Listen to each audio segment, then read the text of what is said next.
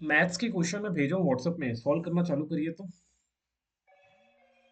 Maths के question.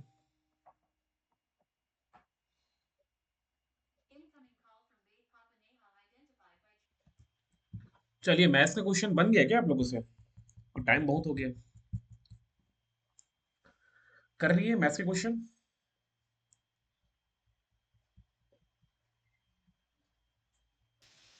Sir कुछ कुछ नहीं बन रहा है। कुछ कुछ नहीं बन रहा है, चलिए उसको मैं बताऊंगा कुछ कुछ जो नहीं बन रहा है। अब एक एक क्वेश्चन दो दो नंबर का है, समझ लो। एक एक क्वेश्चन दो दो नंबर का है। और अपने आप को खुद इवेल्युएट करो कि आप कितना नंबर पा रहे हो। एक क्वेश्चन दो नंबर का है, 0.5 माइनस कर देना। गलत हो रहा है तो वो छोड़ रहे हो, जीरो कर देना। अपने आप को खुद मार्किंग करना। मैं सोल्यूशन करूंगा, 2 मिनट रुकिए, मैं सोल्यूशन करता हूँ।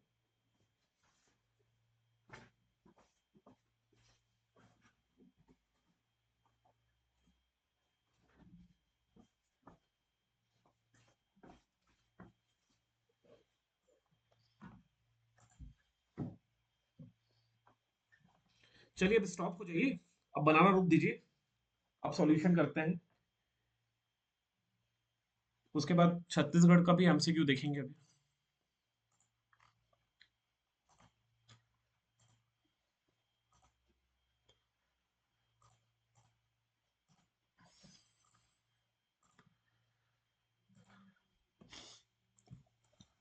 स्क्रीन दिख रहा है ना?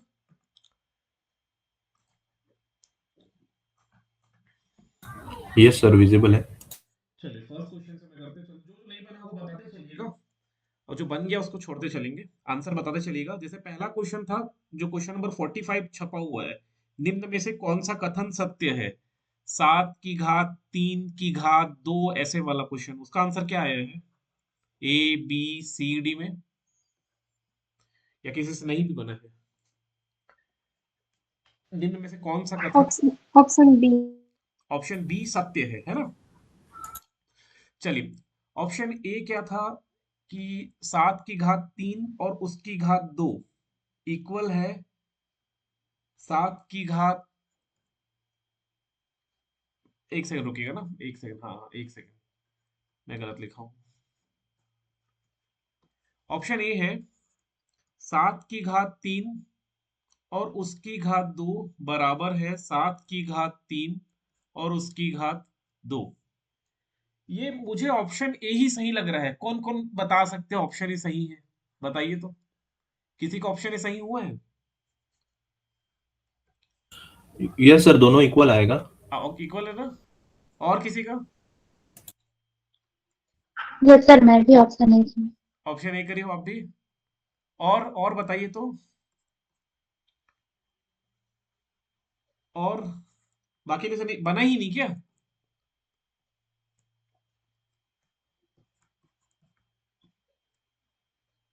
बना ही नहीं।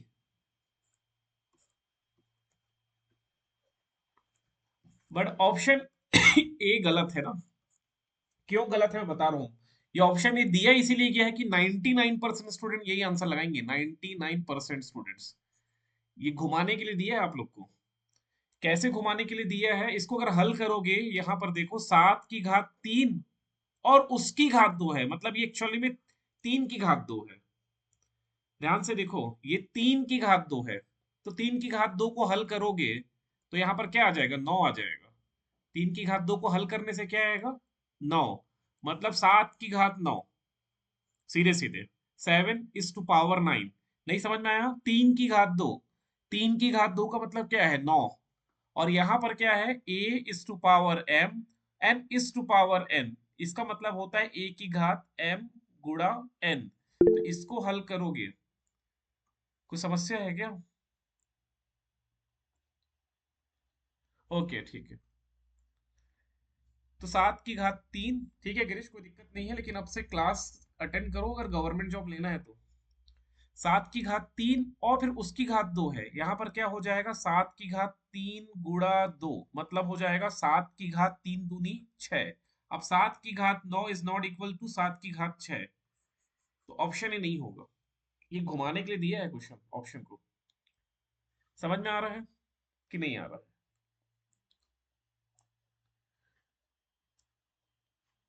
यस सर, आ रहा है। तो 7 की घात 9 जो है वो तो बड़ा है 7 की घात 6 से, मतलब ऑप्शन ये जो भी है ये वाला ऑप्शन ये सही होगा। 7 की घात 3 और उसकी घात 2 is bigger than 7 to power 3 and whole power is 2। So option ये जो बी है वो सही होगा। आया क्या समझ में कि नहीं आया? बताइए मेरे को, फिर से एक बार बताइए, जो लोग देख रहे हैं बताइए, बोलोगे समझ में आएगा मेरे को।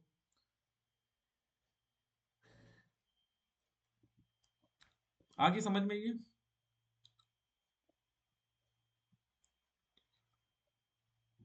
मैं मान के चलता हूँ आ गया। क्वेश्चन नंबर 2 जो 38 करके लिखा है, क्वेश्चन नंबर 38 है x plus A by Y to whole power A into X minus A by Y to whole power B. ये वाला बना क्या? Divided by y plus 1/x y minus 1/x to power b। ये बना क्या? Answer बताइए तो। अ ब स द में ए बी सी डी में क्या आंसर आया? Option A. Option A.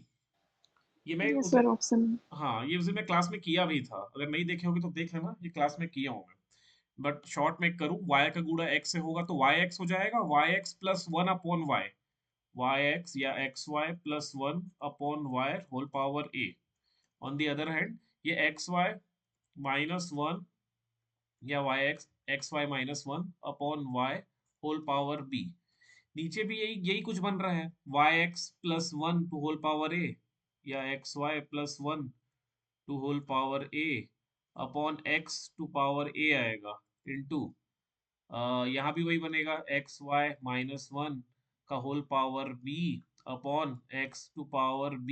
ये कैसे कटना चालू हो जाएगा ऊपर ऊपर, तो X A X to power, हाँ ये गुणा हो जाएगा है ना। ये फॉर्मूला था ए टू पावर एम गुणा ए टू पावर एन का मतलब होता था A two power M plus N. तो एक्स की घात ए और एक्स की घात बी जो है, एक्स की घात ए धन बी हो जाएगा नीचे, एक्स की घात ए धन बी। और उसके ऊपर, फिर उसके ऊपर यहाँ पर एक नंबर है ये वाला y की घात ए धन बी। फिर ये पलट जाएगा, x की घात ऊपर चले जाएगा। समझाया हूँ, देख लेना, अगर नहीं समझ में आया तो वीडियो देख लीजिएगा वो वाला, टाइम वेस्ट नहीं करेंगे। फिर क्वेश्चन नंबर जो 31 जो लिखा है, x बराबर 8, y बराबर 4, y बराबर 4, z बराबर 27। ये बना क्या? x की घात -2/3 गुणा y की घात यस सर। -3 ओके, z की घात -1/3। क्या आंसर आया है आपका ए बी सी डी में? 1/96। ऑप्शन डी आया है, 96 आया बोल रहे हैं। नहीं sir option B. B 1 one by by 96, 1/96। जी। Okay okay, 1/96। और बाकी लोग से नहीं बना है क्या? कुछ भी नहीं बन रहा है बाकी लोग से? सर मेरा भी वही बी आया है, 1/96। 1/96 दो लोग से, बाकी लोग यस सर, मेरा 1/96 आया। 1/96 आया है, मतलब सबसे आ गया क्या कि किसी से नहीं बना? जिससे नहीं बना वो बताओ, फिर बताऊंगा मैं। बस पुटअप करो यहाँ सर पर मेरे से नहीं बनेगा। हाँ ठीक है, x की जगह रखो 8, x की जगह रखो 8, और 8 का मतलब होता है 2 की घात 3। घातांक पहाड़ा ये सब याद करने बोला हूँ आप लोग को मैं। 2 की घात 3 बराबर 8, तो यहाँ पर 2 की घात 3 रखोगे, 2 की घात 3 रखोगे तो 3 3 ऐसे कटेगा भी, करके दिखाऊं क्या? 2 की घात 3 गुणा -2/3, ये 3 3 ऐसे कटेगा। एग्जामिनेशन हॉल में ये नहीं करना है, मैं बार बार बता रहा हूँ एग्जामिनेशन हॉल में क्या नहीं करना है। तो उसको बिल्कुल नहीं करना है, ऐसे हल करते नहीं बैठना है आपको कि पीछे मस्त पीछे जगह दी रहता है, क्वेश्चन पेपर के लास्ट में जगह दिया होता है वहां पर कर रहे, नहीं करना है ये सब। ठीक, जैसे मैं कर रहा हूँ वैसा कोशिश करिए आप लोग एग्जामिनेशन हॉल में करने का, तभी ये वेपम निकलेगा। तो ये क्या हो गया? 2 की घात 3, ये 3 3 कट गया, मतलब 2 की घात -2 बच रहा है। 2 की घात -2, और 2 की घात -2 का मतलब 1/4। y का मतलब 4 है, और 4 का मतलब होता है 2 की घात 2, और ये 2 की घात 2 और ये 2 की घात 2 कटेगा तो 2 की घात -3, 2 की घात -3 मतलब 1/8 गुणा z मतलब 27, 3 की घात 3 होता है 27, 3 की घात 3 वो कटेगा तो 1/3 आएगा, है ना। 3 की घात माइनस 1 बटे बचेगा, और a की घात माइनस m का फॉर्मूला होता है 1 बटा a की घात m, ये सूत्र से बस गुणा करो, 96 आ जाएगा। फिर अगला क्वेश्चन था पटवारी वाला, 27 की घात n बटा 3 गुणा 8 की घात माइनस n बटा 6 बटे 162 की घात माइनस n बाई 2, इसका बना क्या आंसर? देखो इसको,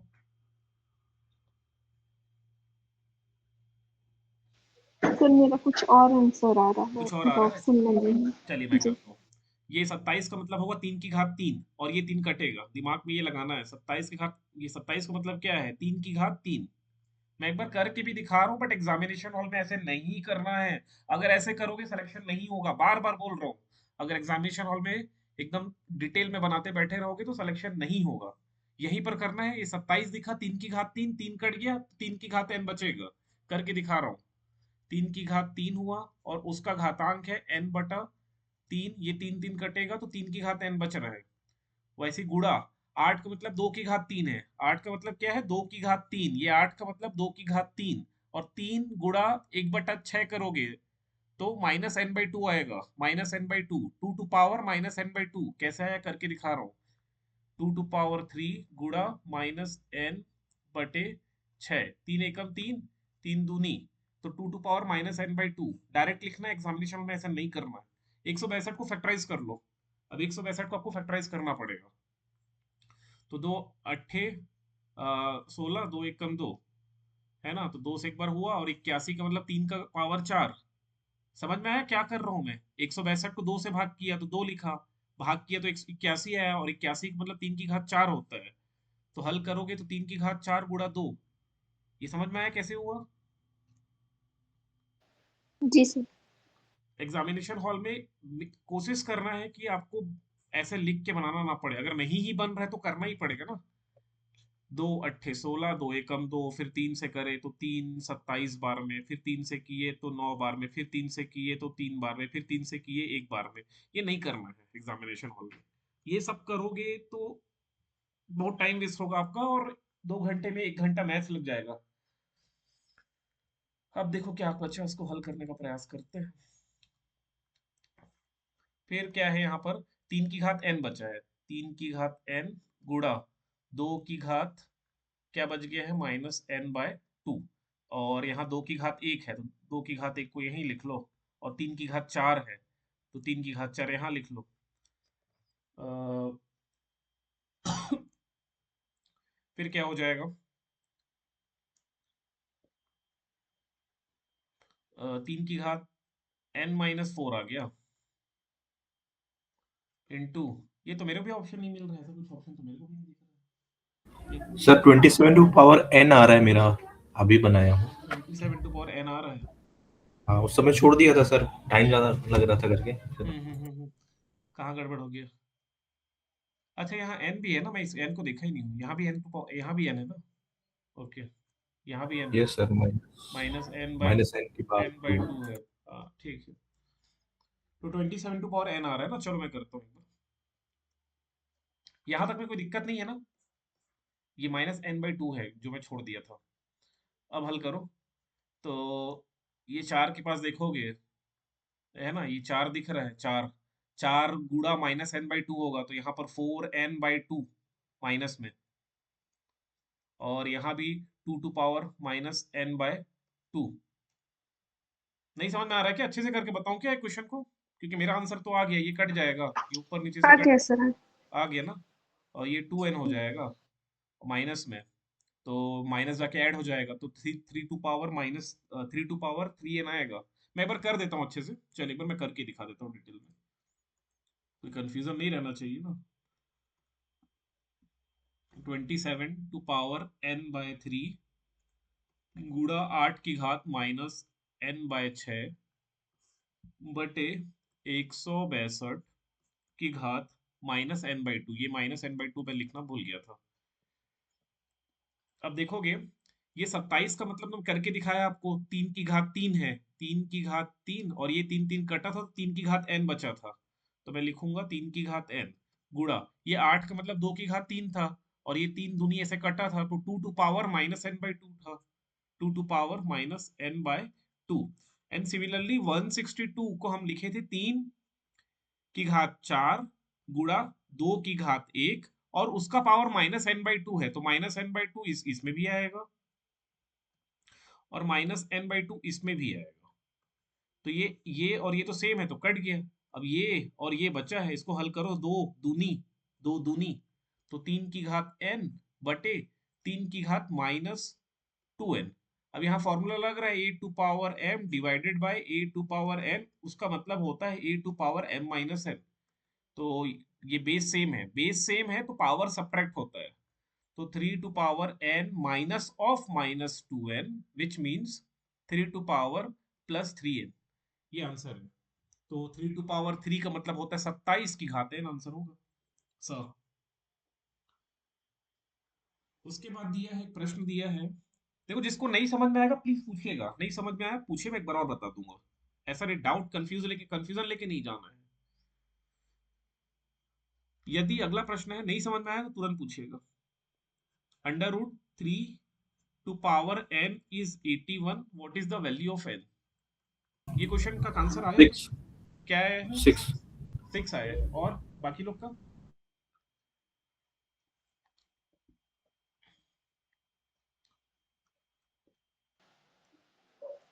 एट आ रहा है सर। 8 आ रहा हाँ है, 6 आ रहा है, 6 आ रहा है। 6 आ रहा है, कैसे बनाए हो बताओ तो। 1 सेकंड।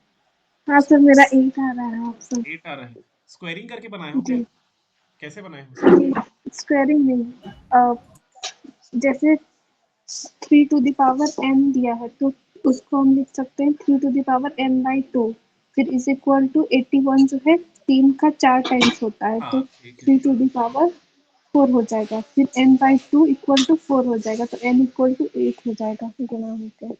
ठीक है। ये n बाई 2 कैसे आया, मेरे को नहीं समझ में आया, n बाई 2? सर रूट है ना, अच्छा रूट है, यहाँ रूट है, अंडर रूट में है। अच्छा अच्छा ऐसा लगा ली, ओके समझ गया मैं, ठीक है वैसे कर लियो। मैं जी इसको ऐसे भी कर सकता था, अगर स्क्वायरिंग कर दूं बोथ साइड, वर्ग लेने पर, दोनों पक्षों में वर्ग लेने पर, तो ज्यादा आसानी से बन जाएगा क्या, एक बार देखते हैं। 81 गुणा 81 हो जाएगा, दोनों पक्षों में वर्ग लोगे तो ये कट हो जाएगा, मैं तो ऐसे ही बनाया सब क्वेरी 3 की करके। घात n, हाँ ठीक है, मैं हो सकता है तरीका अलग हो सकता है ये तरीके में ज्यादा समय लग जाए। 81 का मतलब 3 की घात 4 होता है ना, 3 की घात 4 गुणा 3 की घात 4, 4 और 4 जुड़ के 8 हो जाएगा, तो n बराबर 8। आया क्या समझ में? वो मैं सर वो गलती हुआ है, 4 4 2 जा 8 होना चाहिए था, मैं 6 लिख दिया हूँ गलती से। हाँ वही, यही मल्टीप्लाई। गलती से बचना है बिल्कुल। देखो किसी को और समझ में नहीं आया बताइए तो, जिसको भी नहीं है एकदम फ्री टू आस्क, एकदम पूछ सकते हो आप, कि नहीं समझ में आ रहा, आया तो मैं आगे बढ़ूंगा।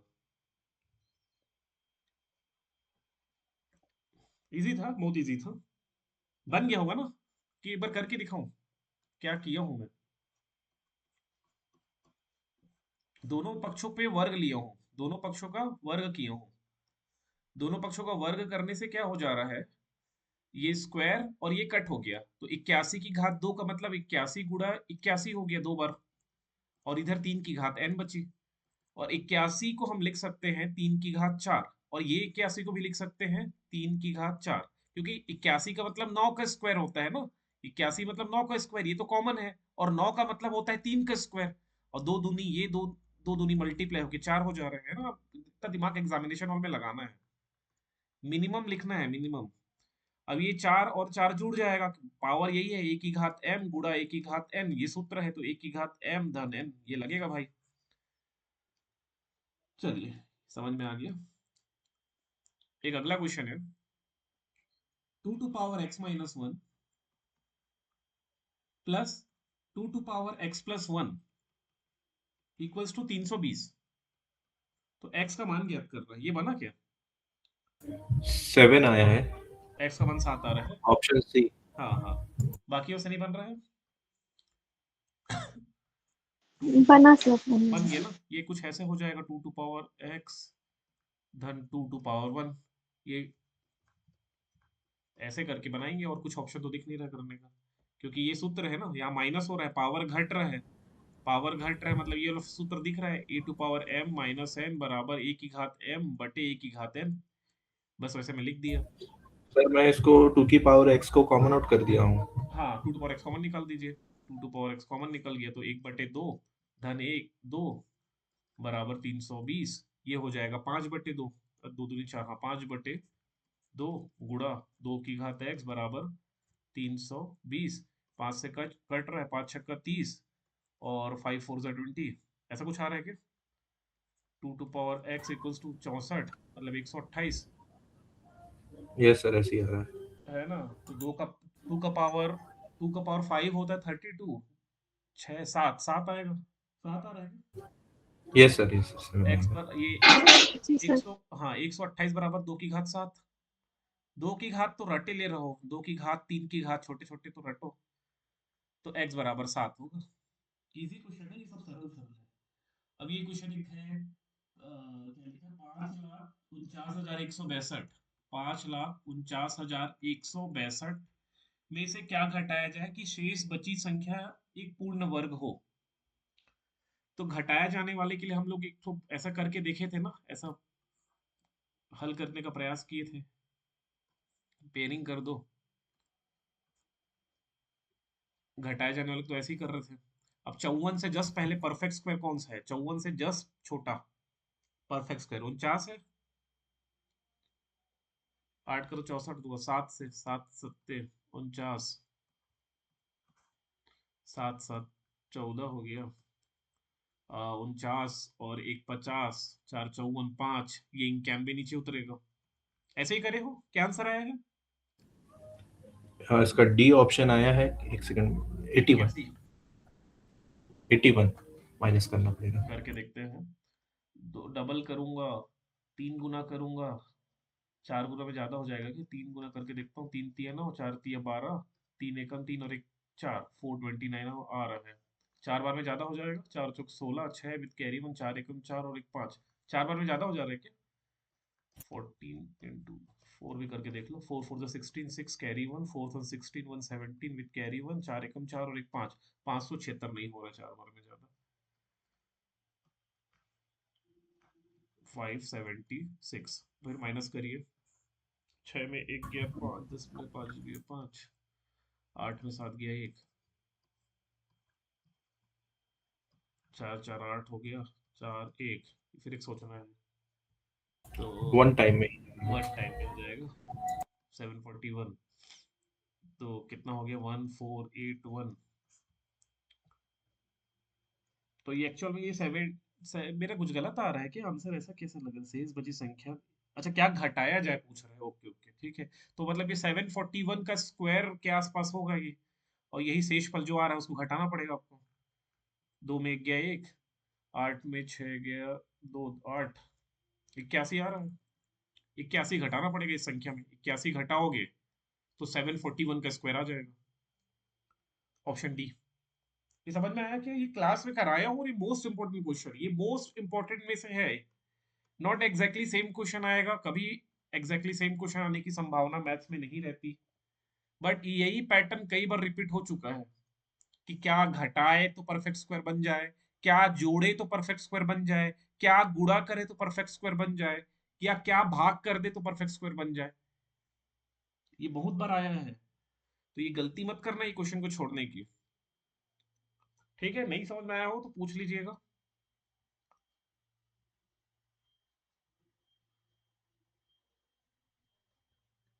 किस न्यूनतम संख्या को 1200 से गुणा किया जाना चाहिए ताकि हम एक पूर्ण वर्ग प्राप्त कर सके, 1200 में क्या गुणा करोगे कि परफेक्ट स्क्वायर बन जाए? ऑप्शन 3, मतलब डी, ऑप्शन डी आंसर 3। ठीक है, ये परफेक्ट स्क्वायर बन जाए बोल रहे हैं ना, क्या गुणा करने से, तो बार गुणा कर देख लो, 12 तिये 36 होता है, 12 पंचे अलग आएगा, 12 पंचे 60 नहीं होता, 12 दूनी 24 भी नहीं होता, और 12 अट्ठे ऑप्शन है 8, 12 अट्ठे 72 भी नहीं होता, ऑप्शन डी ही दिख रहा है, 3 का गुणा करोगे तो परफेक्ट स्क्वायर बन जा रहा है, 12 तिये 36 और 2 जीरो का मतलब 1 जीरो हो जाएगा, और 36 का मतलब 6, है ना? तो 60 का है ये स्क्वायर, 60 का स्क्वायर 3600, आया समझ में?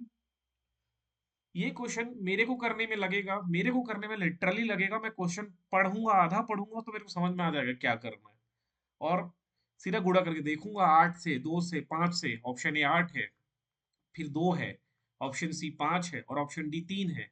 8 से गुणा किया नहीं हुआ, 2 से गुणा किया नहीं हुआ, 12 को 2 से गुणा किया 2400 आ रहा है, नहीं होगा। 5 को 60 हो रहा है, नहीं होगा। ये यही एक नंबर है जिसको गुणा करने से आएगा, बाकी कुछ लॉन्ग वे से करने की आवश्यकता नहीं है। ऐसे ही करे हो क्या यस सर। कि पूरा 1200 को फैक्टराइज करके बनाए? जी सर। नहीं सर, नहीं फैक्टराइज सर, नहीं किया, ऐसा पहले तो समथिंग जो ऑप्शंस के साथ मल्टीप्लाई करके देख लिया। चलिए बढ़िया है अगर ऐसे कर रहे हो तो। चलिए फिर दूसरी किताब से जो क्वेश्चन है, सिंप्लीफाई एक है √75 माइनस √27 प्लस √12। इसको सिंप्लीफाई करना था, है ना। 75 का मतलब होता है 15 पंचे 75 होता है ना, 15 पंचे 75। तो 5 इंटू 5 इंटू 3, तो 5√3 हो जाएगा। ये समझ में आया क्या? ये 3√3 होगा और ये जी सर। 2√3 होगा, ऐसे ही तो होगा। ये देखो भाई, समझ में आ रहा है कि नहीं आ रहा है? ऐसा ना हो कि मैं बहुत स्पीड से चले जा रहा हूँ और बाकी वो समझ में ही नहीं आ रहा है। ये 75 को आप फैक्टराइज करोगे तो ऐसे करना पड़ेगा।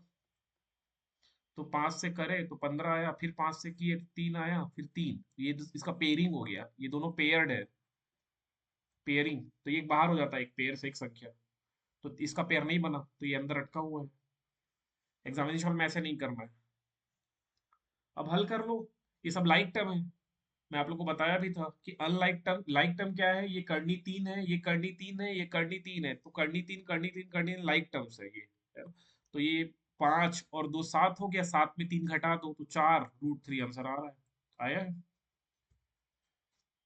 Yes sir. आया ना? जी सर। अगर देखो ये लाइक टर्म्स होते हैं, लाइक हिंदी में नहीं पता क्या बोलते हैं। लाइक टर्म्स का मतलब होता है ऐसी संख्या जिसको आप जोड़ और घटा सकते हो, वो लाइक टर्म्स कहलाते हैं। अनलाइक टर्म्स, अनलाइक टर्म्स जिसमें आप जोड़ और घटाव नहीं कर सकते, जैसे लाइक टर्म्स के उदाहरण है 2x, 3x, -7/4x। ये सब लाइक टर्म है। क्यों लाइक है? क्योंकि x फैमिली के हैं, इनको जोड़ और घटा सकते हो। और गुणा भाग में तो कोई नियम ही नहीं है, जोड़ घटाने के लिए लाइक टर्म होना चाहिए। और अनलाइक टर्म जैसे मैं लिख दिया 3y, 3z, 5 5p, ये तीनों अनलाइक टर्म है, नहीं जोड़ेंगे ना घटेंगे, ये जोड़ने घटने वाले नहीं है, तो ये अनलाइक है। और रूट में भी लाइक और अनलाइक का कॉन्सेप्ट होता है। लाइक टर्म में जैसे मैं लिखा 5√2, कॉमा -3/2√2, कॉमा 8√2, ये तीनों लाइक है क्योंकि √2 फैमिली, √2 फैमिली, √2 फैमिली, ये ऐड सब्ट्रैक्ट होंगे। लेकिन अगर अनलाइक लिख दिया, मैं ऐसे लिखा 5√2 को जोड़िए 3√5 से, ये नहीं जोड़ेगा। स्टूडेंट गलती करते हैं, 5 और 3 8 कर देते हैं, और 5 और 2, ये 5 और 2 को जोड़ के 7 कर देते हैं, बट ये गलत है। अगर ऐसे कर रहे हो तो गलत है, नहीं जोड़ेगा ये। अनलाइक्स नहीं जोड़ने वाला। कुछ समझ में आ रहा है क्या बोल रहा हूँ? जी सर। ठीक है, बिल्कुल ध्यान दीजिए, एकदम केयरफुली चलिए। एग्जाम में इतना कंपटीशन है। व्यापम में एकदम नेक टू नेक कंपटीशन रहता है, और एक छोटी सी गलती और आप बाहर। ये क्वेश्चन था 31 36 का अंडर रूट निकालना था, तो लॉन्ग डिवीजन या इस तरह के मेथड से जो लोग करे होंगे वो लोग गलत तरीके से करे होंगे। अगर ये लॉन्ग डिवीजन से आप हल करने का प्रयास किए हो, या तो ये फैक्टराइजेशन मेथड से हल करने का प्रयास किए हो, तो गलत मेथड है। 36 और 31 है, तो 36 का मतलब 6 है भाई, या तो 4 होगा, 4 चौक 16 होता है और 6 छक्का 36 होता है। और 31 से जस्ट पहले परफेक्ट स्क्वायर कौन है? 4 का 16, 5 का 25, 6 का 36, 5 है, तो या तो 56 है या तो 54 है। ऑप्शन में नहीं है क्या? 56 दिख रहा है मेरे को सीधे सीधे, 54 ऑप्शन में सर हाँ। सर ये जो 6 और 4 वाला जो है ना सर, एक बार बता दीजिए सर, किसका किसका पेयर बनता है? 2 और 8 का है, मतलब 10 होना चाहिए दोनों मिला के। एक मैंने उसको अप्लाई करते समय गड़बड़ी कर देता परम हूँ, मित्र मतलब परम मित्र को याद रखो ना। परम मित्र ये वैदिक गणित का परम मित्र है। 2 और 8 है, 6 और 4 है, जोड़ने से 10 आता है। 7 और 3 है, जोड़ने से 10 आएगा। 2 और 8, 6 और 4, 7 और 3, और 5 के में तो 5 ही होता है, और 0 के में 0 ही होगा, तो उसके लिए अलग से याद करने की आवश्यकता नहीं है, यही है 3। ठीक है।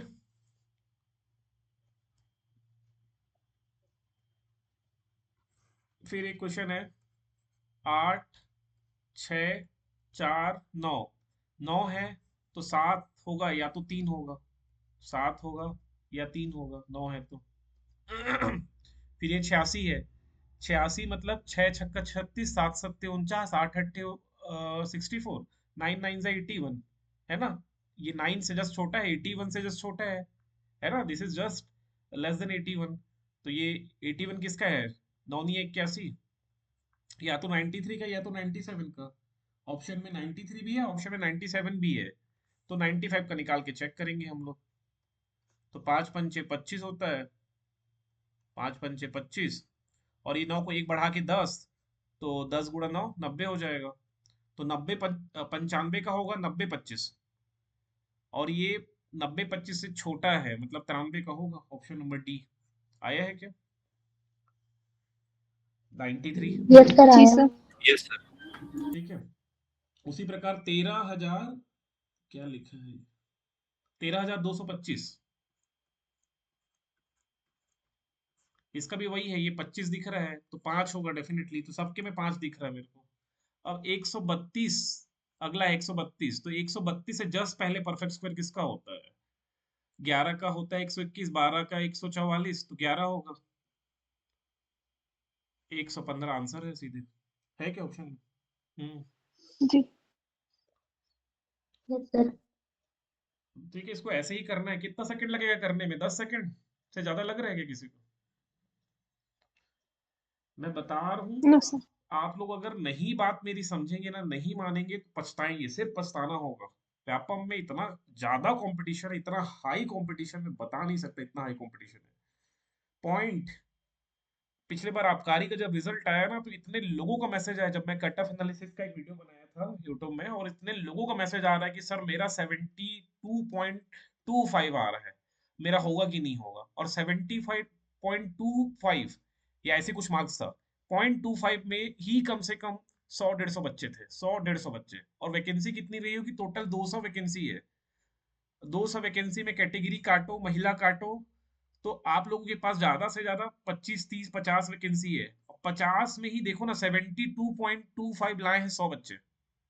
तो उसमें से कुछ ऐसे स्टूडेंट होंगे जिनका 72.25 में होगा, और किसी का नहीं होगा, क्योंकि व्यापम में एज, जिसका ज्यादा एज है उसको प्रायोरिटी दिया जाता है।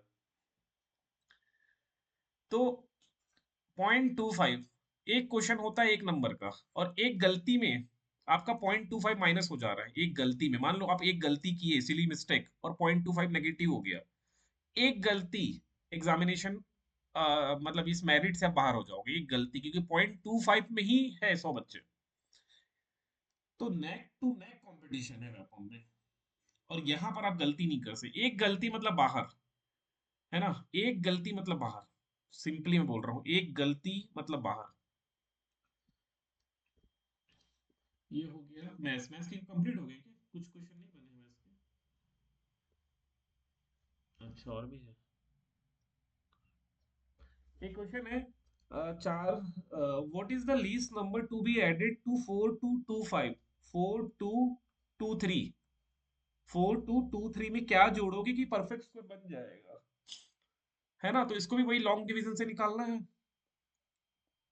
लॉन्ग डिवीजन से।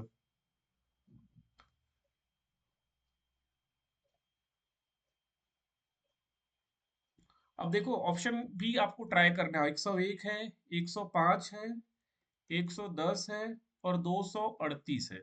मैं आप लोग को बताया था ना कि परफेक्ट स्क्वायर में कभी भी इकाई के स्थान पे 2 3 7 और 8 नहीं होता, ये बताया था क्या? यूनिट प्लेस पे ये ये संख्या नहीं है। यस सर, बता दो।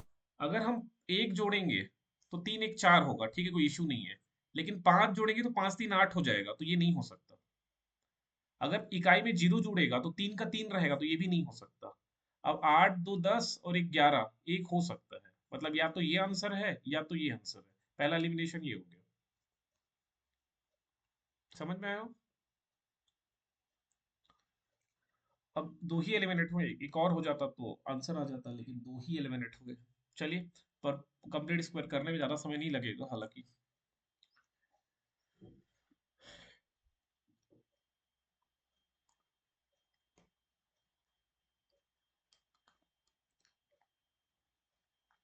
क्या जोड़ेंगे, चलो करके देखते हैं। 42 से जस्ट पहले 6 है ना। 6 6 36, 36 4 4 2 6 6 हो गया। 6 6 12 हो गया। ये 2 23 नीचे उतरेगा, तो क्या हो जाएगा? 6 2 3 हो गया। 5 लेके देखेंगे, 125 में 5 का गुणा करोगे तो करके देखें। 5 पंचे 25, 2 5 दूनी 10, 2 12, कैरी 1, 5 एकम 5 और 1 6, 625 हो जा रहा है, ज्यादा हो जा रहा है। 4 बार में जाएगा, तो 4 चौक 16 की 6 विद कैरी 1, 4 दूनी 8 और 1 9, 4 एकम 4। इसको भी घटा दीजिए। 6 में 3 गया 3, 10 में 3 गया 7, 11 हो गया। 9 10 11 2, 5 में 4 गया 1। ऐसे कुछ आया है क्या? 128।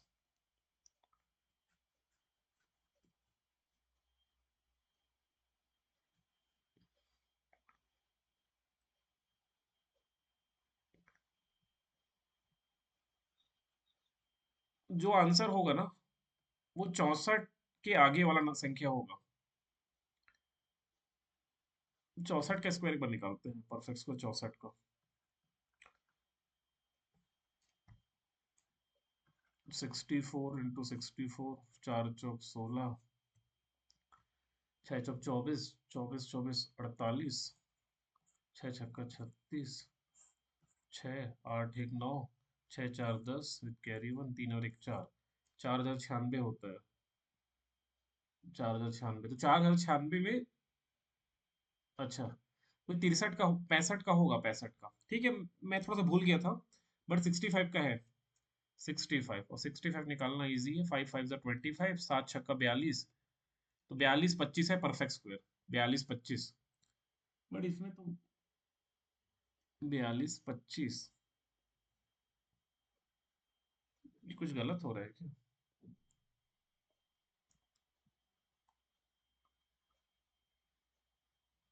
अरे मैं क्वेश्चन गलत लिख लिया हूँ। क्वेश्चन में 45 23 है ना। क्वेश्चन में 45 23 है। Yes sir. मैं 42 23 के साथ जी बनाया। सर। अब देखो 42 23 के साथ बनाया हूँ, तो देख लो यही इसका आंसर आ गया है। कुछ नहीं करना है, देखो मैं भूल गया था स्टेप्स क्या करना है। मैं एक बार फिर से रिकॉल करा देता हूँ।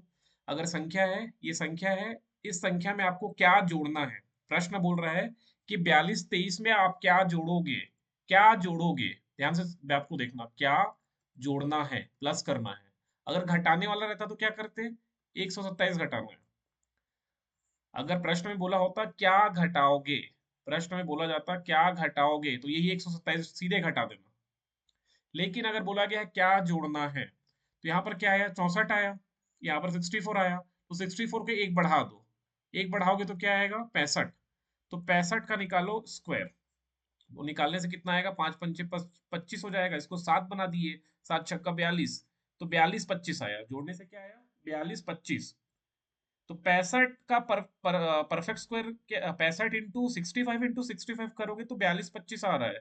और यहाँ पर क्या है, 42 23 है, तो 42 23 is not a perfect square. Perfect square कौन है, 42 25 है। तो इसमें क्या जोड़ोगे, दो जोड़ोगे। 42 23 में दो जोड़ोगे। बात सब समझ में आ रहा है क्या? 42 23 में दो जोड़ोगे तो आंसर आ जाएगा 42 25। तो क्या जोड़ा मैंने, दो। I have been added two. Two two को ऐड करने से this is a perfect square number. आ रहा है क्या क्या बोल रहा हूँ, समझ में आ रहा है कि नहीं आ रहा यस सर, आ रहा है। है? इस पे काफी, हालांकि काफी काफी चर्चा ऑलरेडी किया हूं मैं, कैसे करना है, लेकिन अब जो मेन क्वेश्चन है उसको करके दिखा देता हूँ। 45-23 क्वेश्चन है, 45-23, इसका भी उस प्रकार से निकालना है सीधे से। इसका भी वही 6 6 36, 6 से जाएगा, 6 36, 6 6 12 हो गया। 45 में मतलब हो गया 9, ये 23 नीचे उतरेगा। एक संख्या सोचना है, 7 सोच के देखें या 6 सोच के देखते हैं। 6 6 36 विथ कैरी 3, 6 2 12, 12 के बाद 13 14 15 5 विथ कैरी 1, 6 1 6 और 1 7 7 56। 7 भी सोच के देखें क्या, 1 2 7 इंटू 7, 7 7 49, 7 2 14, 14 4 18 8 विथ कैरी 1, 7 एकम 7 और एक 8, 8 89, ठीक है यही जाएगा। 7 टाइम्स में 889। बाकी से मेरे को मतलब नहीं है, ये घटाने की भी आवश्यकता नहीं, मत घटाओ। आपको ये 67 समझ में आ गया ना? जो आंसर होगा 68 का परफेक्ट, 68 67 आया ना, एक बढ़ा के 68 करो, इसका स्क्वायर निकालो, 68 का स्क्वायर निकालो। 68 का स्क्वायर 8 8 64, 8 छक्का 42 होता है क्या, 8 पंचे 40, 8 छक्का 48, 48 48 जोड़ लो, 8 8 16 की 6 विद कैरी 1, 4 4 8 और एक 9, 96 96 और 6 छक्का 36, 4 नीचे आया, 6 6 12 2 विद कैरी 1, 9 और एक 10 कैरी में जाता है, 6 आ जाएगा और 3 और एक 4, 46 24 आ रहा है, 46 24, 46 24। और क्वेश्चन क्या था, 45 23। क्वेश्चन क्या था, 45 23, तो 45 23 को घटा दो इसमें, 4 में 3 गया 1, 2 में 2 गया 0 और 6 में 5 गया 1, तो 101। ऑप्शन नंबर 1 आया है क्या किसी का? ऑप्शन नंबर ए किसी से बना? ऑप्शन नंबर ए नहीं सर। नहीं बना? ये क्वेश्चन बनना चाहिए था भाई, ये क्वेश्चन आप लोग से बनना चाहिए। मैं बार बार बोल रहा हूँ, ये क्वेश्चन व्यापम में आते ही इस प्रकार के प्रश्न। अभी किसी को नहीं आया क्या समझ में, बताओ तो ये क्वेश्चन। 4523 को पूर्ण वर्ग बनाने के लिए उसमें कौन सी न्यूनतम संख्या जोड़ी जानी है? इस तरह क्वेश्चन और प्रैक्टिस करिए, ये क्वेश्चन बिल्कुल चांस है बनने का। अगला क्वेश्चन है, if 14.44 14.44 plus under root 9 plus X square equals to 8.8, what is the value of X? अच्छा, ऑप्शन में दिख रहा है 5 4 7 2, 5 4 7 2 दिख रहा है ऑप्शन में, मतलब ये परफेक्ट स्क्वायर होगा। ये 14.44 है, परफेक्ट स्क्वायर है, ठीक। तो निकालिए, इकाई के स्थान पे 4 है, तो या तो 2 होगा या तो 8 होगा। अब 14 14 मतलब क्या होता है, 9। 14 से जस्ट पहले 9 है ना, 14 से जस्ट पहले परफेक्ट स्क्वायर 9 है, और 9 का क्या होगा 3, या तो 38 है या तो 32 है।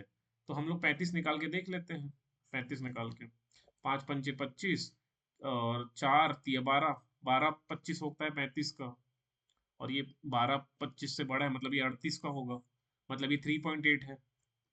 आया क्या समझ में? देखो नहीं समझ में आया तो पूछिए। सर एक बार बता दीजिए इसको। हाँ, देखिए, अच्छा, ये इसका इसका रूट निकाले हैं बस ना अभी, हाँ 14.44 का। 14.44 का आंसर आ रहा है 3.8।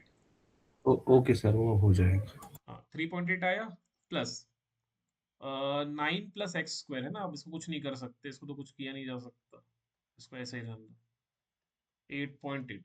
अब जो मैं कर सकता हूँ, पक्षांतर कर सकता हूँ, ट्रांसपोज, सिर्फ पक्षांतर,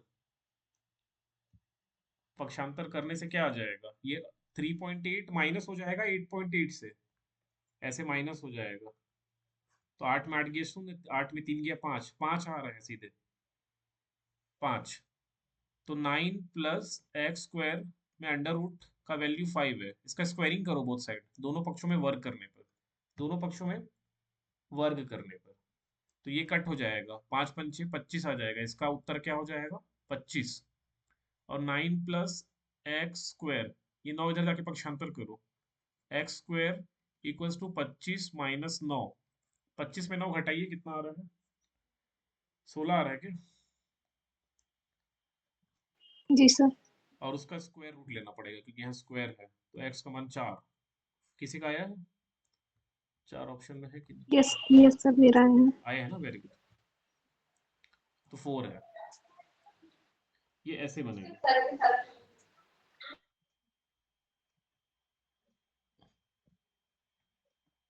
जी सर, चलो जी सर,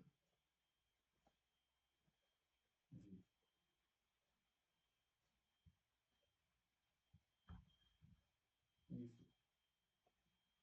अरे मैं उसको ना उच्च कार्यालय में पहले दिया था, उसके बाद वो संशोधित हो गया है।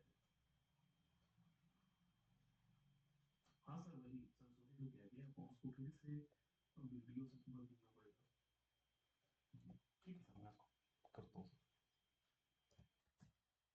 फिर अगला क्वेश्चन हमारा है 9 प्लस 2 14 ना, 9 प्लस 2 अंडर रूट 14। अच्छा, what is the square root of, ये क्वेश्चन समझ में आया, ये व्यापम में आया है, इस तरह के क्वेश्चन व्यापम में आए हैं। क्वेश्चन में बोल रहा है कि इसका अंडर रूट क्या होगा, ये पूछ रहा है आपसे, ये व्हाट इज दिस, ये आपसे पूछा जा रहा है। What is the square root of 9 plus 2 root 14, मतलब ये नंबर है, this is a number, this is a number, उसका अंडर रूट क्या होगा पूछा जा रहा है। क्वेश्चन समझ में आया कि क्वेश्चन ही नहीं समझ में आया था? आया था सर। आया था ना। आ गया क्या आंसर आपका? नहीं सर, मेरे समय का नहीं है। नहीं बना ना, ठीक है, चलिए दिस इज द क्वेश्चन। अब इसको हल करने के लिए ऑब्वियसली ये जो अंदर एक संख्या है ना, इस संख्या को कन्वर्ट कर दो स्क्वायर के फॉर्म में। स्क्वायर के फॉर्म में मतलब कोई एक संख्या का स्क्वायर के फॉर्म में ऐसे कन्वर्ट कर दो, और उसके ऊपर अंडर रूट लगा है, तो ये कट के हमारा आंसर ए हो जाएगा। So we have to find the value of A first. तो इसको स्क्वायर के रूप में कैसे कन्वर्ट करोगे? तो ये ए प्लस बी होल स्क्वायर बनाना पड़ेगा अपने को, ए प्लस बी होल स्क्वायर, ए प्लस बी होल स्क्वायर। चलिए इसको ए प्लस बी होल स्क्वायर बनाने का प्रयास करते हैं। ये 9 का मतलब तो 3 का स्क्वायर हो जाता है सीधे, और लेकिन ऐसे नहीं होगा, ये 9 ऐसे नहीं टूटेगा। ये 14 का मतलब क्या होता है, देखो इसको ऐसा लिख सकते हैं क्या, 14 को 7 दूनी 14 ऐसे लिख सकते हैं क्या? जी sir. Under yes root sir. Under root 14 को ऐसे लिख सकते हैं।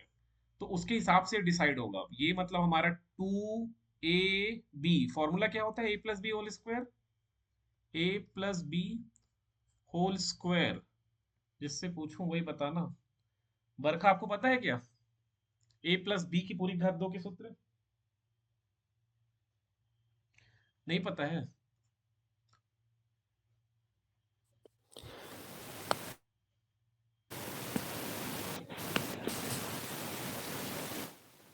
नहीं, मुझे सुनाई तो नहीं दे रहा है। चलो मैं लिख देता हूँ, ए की घात 2 बी की घात 2, 2ab सूत्र होता है, 2ab सूत्र। So plus first to A of, B. हाँ फर्स्ट ऑफ ऑल मैंने पहले मुझे 2ab ही बनाना था।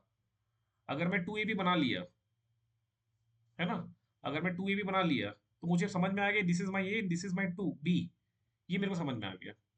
अब मैं फॉर्मूले की ओर जाऊंगा, अब मेरे को 2ab मिल चुका है मेरा, तो इस 9 को मैं तोड़ूंगा 7 और 2 के टर्म में। तो मैं 9 को लिख सकता हूँ 7 धन 2 लिख सकता हूँ ना, 7 धन 2 लिख सकता हूँ, 7 धन 2, 7 धन 2 लिख लिया। लेकिन यहाँ पर तो ए का स्क्वायर है, तो इसको √7 बना लो, √7 का स्क्वायर कर दो, इसको √2 का स्क्वायर कर दो। ये समझ में आया कि क्या हुआ, देखो कि नहीं आ रहा समझ में? एक्चुअल में ये दिख रहा है A square plus B square plus 2ab, इस रूप में मैं लिखने का प्रयास कर रहा हूँ। देखो समझ में आया है कि नहीं आया? Yes sir. आ गया ना। तो अब ये आ गया, तो हम इसको ऐसे कर सकते हैं ना, √7 प्लस √2 का होल स्क्वायर हो गया, √7 प्लस √2 का होल स्क्वायर, ये स्क्वायर इसको कट गया, तो मेरा जो उत्तर है वो √7 प्लस √2 है। ऑप्शन में दिया है क्या ये? ऑप्शन नंबर 3 में दिया है, √2 + √7।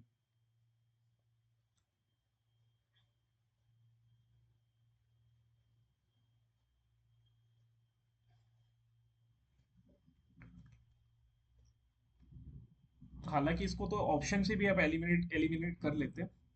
ऑप्शन 3 डायरेक्टली दिख रहा है, ऑप्शन देखने से समझ में आ रहा है अभी, लेकिन अभी समझ में नहीं आएगा। अभी इसलिए समझ में नहीं आएगा क्योंकि पहले लॉन्ग कट आना चाहिए, फिर शॉर्ट कट आएगा। आया समझ में? किसी को डाउट है इसमें? ये क्वेश्चन व्यापम में, मैं जिस एग्जाम में बैठा था, किसी व्यापम के एग्जाम में, उसमें ये क्वेश्चन आया था इसी तरह का, नॉट एग्जैक्टली सेम, इसी तरह का।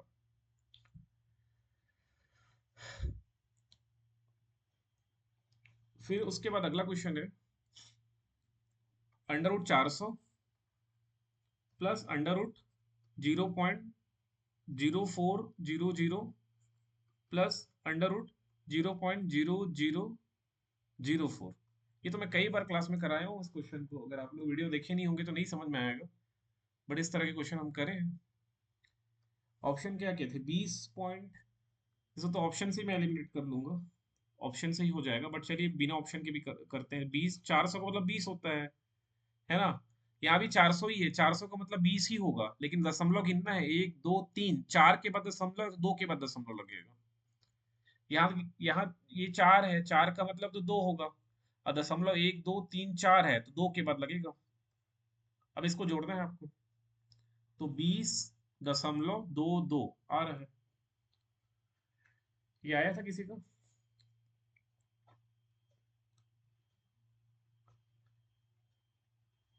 यस सर, मेरा है। सर मैं इधर का बना नहीं पाया था क्वेश्चन, अच्छा, नहीं बना टाइम पाए। कम हो गया। ओके ओके, स्पीड बढ़ाइए भाई, स्पीड, इतने स्पीड में नहीं चलेगा ना। आपको इनफ समय मिला। कितने क्वेश्चन थे मैथ्स के, कोई गिना है क्या? ज्यादा से ज्यादा 20 होंगे, बट समय इनफ था। चलिए अगला क्वेश्चन था 5, फिर उसमें यहाँ लिखा है 4। कोई ट्राई नहीं किया है क्या इधर क्वेश्चन को? तो एक बार आप लोग ट्राई करिए, फिर मैं बताऊंगा। इसके बाद के क्वेश्चन को फिर से ट्राई करिएगा। अभी सीधे चलते हैं। सर मैंने किया है। आप करी हो, ठीक है, आप बाकी लोग भी ट्राई कर लो, जो नहीं बनेगा मैं कल बता दूंगा एक बार। थोड़ा हम लोग चलते हैं मैं कुछ और भी सोचा था, छत्तीसगढ़ भी क्वेश्चन भी बनाया हूँ मैं। ये स्क्रीन दिख रहा है क्या किसी को? नहीं दिख रहा बताइएगा। ये दिख रहा है सर। दिख रहा है ना क्वेश्चन? चलिए ठीक है, मैं जिनसे पूछूं प्लीज वही आंसर करे। हालांकि मुझे ये भी नहीं पता कि कौन कौन लोग देख रहे हो, मैं चेक कर लूं एक बार।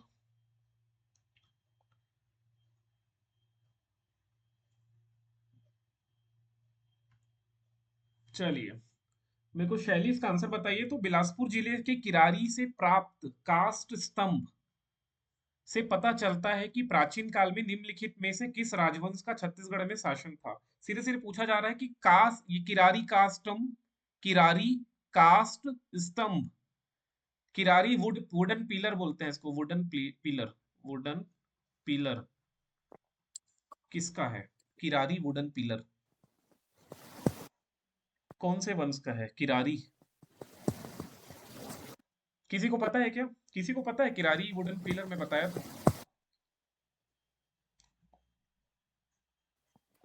जी सर सर, कर्ण। सातवाहन। सातवाहन है ना? हाँ सातवाहन है। किरारी वुडन पिलर जो है वो सातवाहन है। ये वर्तमान जिले शक्ति के किरारी ग्राम 1921 में कास्ट ये मिला है, जिसमें ना इसमें सातवाहन जो वंश के राजाओं हैं उनसे रिलेटेड है, उनके पद नाम का उल्लेख कुछ कुछ मिला है इसमें। इसको वर्तमान में महंत घासीदास संग्रहालय रायपुर में रखा गया है। एक और प्रश्न है, महंत घासीदास संग्रहालय कहाँ पर है? तो रायपुर में है। दूसरा प्रश्न बनता है, इसकी स्थापना कब हुई? अभी मेरे को भी याद नहीं आ रहा है, 1885 जहां तक लग रहा है, एक बार चेक करके बता रहा हूँ। महंत घासीदास मेमोरियल म्यूजियम,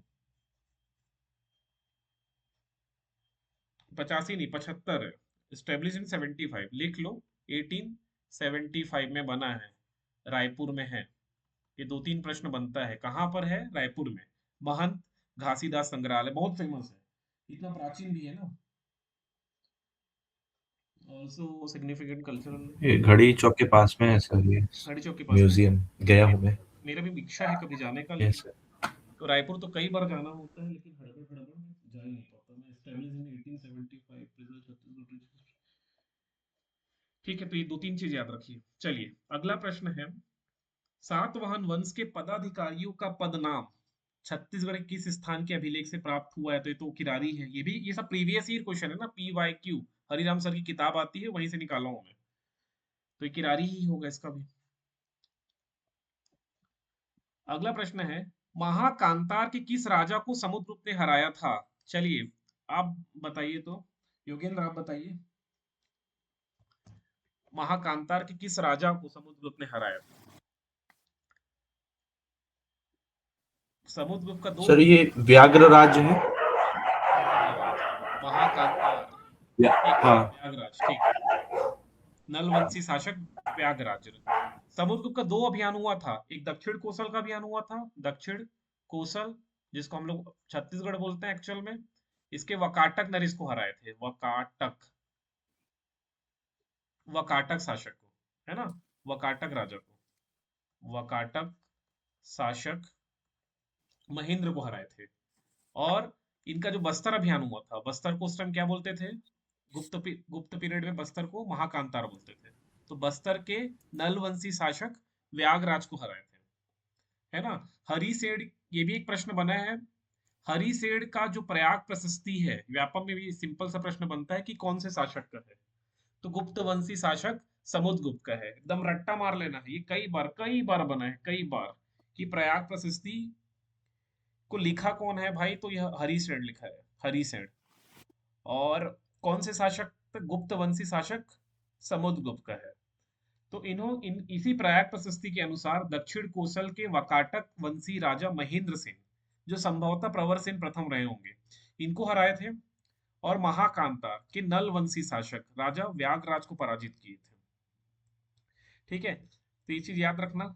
और ये जो पॉलिसी थी समुद्रगुप्त की, जो पॉलिसी थी, वो पॉलिसी का नाम है ग्रहण मोक्ष अनुग्रह नीति। ग्रहण मोक्ष अनुग्रह नीति। इस पॉलिसी के मतलब क्या है?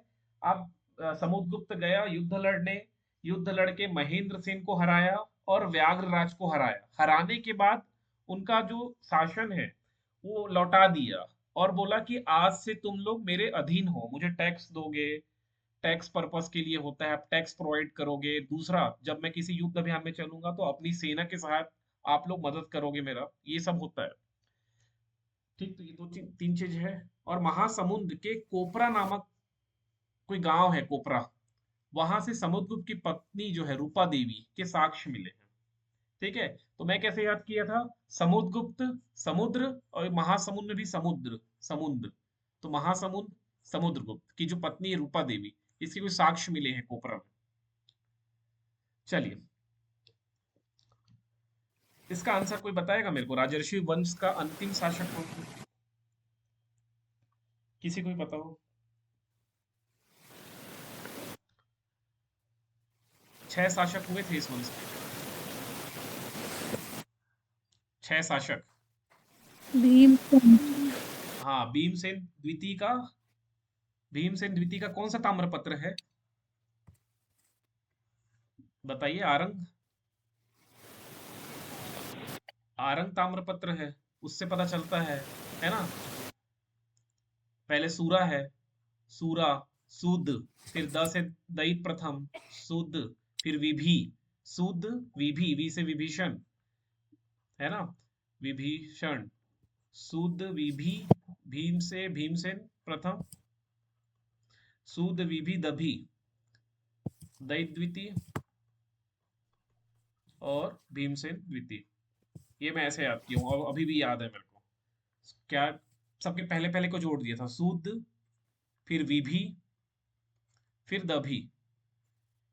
और कम से कम इसको 100 से 150 बार पढ़ा मैं, 100 से 150 बार अपने घर की दीवार में चिपकाया, मैं जिस लाइब्रेरी में बैठता था वहां चिपकाया। सुद विभि दभि, कोई गाना का लिरिक्स याद ना हो मेरे को, ये याद है, सुद विभि दभि, और उससे ये एक क्वेश्चन तो मैं कर लूंगा अगर व्यापम में ये क्वेश्चन आएगा। ये PYQ जितने क्वेश्चन है सब व्यापम PSC के PYQ है। राजर्षि कुल्य तुल्य वंश, ये छत्तीसगढ़ में शासन करने वाले स्थानीय वंश के प्रथम थे, प्रथम स्थानीय वंश के शासक थे। स्थानीय मतलब रीजनल रूलर्स की बात कर रहा हूं मैं। सूरा वंश या सूर वंश भी बोलते हैं क्योंकि इनके फाउंडर का नाम है। इनकी राजधानी आरंग है और ये शासक हो गए सूद विभि दभी, सूद विभि दभी, ये 6 शासक। तो भीमसेन का जो आरंग ताम्रपत्र है उससे इस वंश की जानकारी मिलती है। ठीक है, ये छत्तीसगढ़ का प्रथम स्थानीय राजवंश था। ये कई बार प्रश्न बना है, रट लेना। राजर्षि तुल्य कुल्य वंश बोलते हैं। इनका शासनकाल 4 to 6 सेंचुरी रहा है। चलिए, इस तरह के क्वेश्चन ना भरे हैं PYQ की किताब में, मैच इट करने वाला। जिसको भी पता है बताइए भाई, आप ही लोग के लिए है। भीमसेन प्रथम तो समझ में आ गया कि भीमसेन प्रथम कौन से वंश के हैं, राजर्षि तुल्य कुल वंश के हो जाएंगे।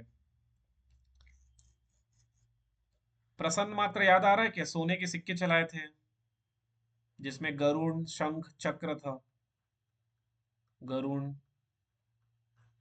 शंख चक्र, याद है कौन सा वंश? सर शरभपुरी है क्या? हाँ, शरभपुरी, बहुत बढ़िया, शरभपुरी। तीवर देव को हम लोग याद किए थे, सकल कोसलाधिपति, सकल कोसलाधिपति। और सकल कोसलाधिपति पृथ्वीदेव प्रथम का भी था। सर ये पांडु का है ना? हाँ, तीवर देव तिवर देव पांडु वंश का। पांडु वंश, बहुत बढ़िया। और भावदत्त वर्मन नल वंश का।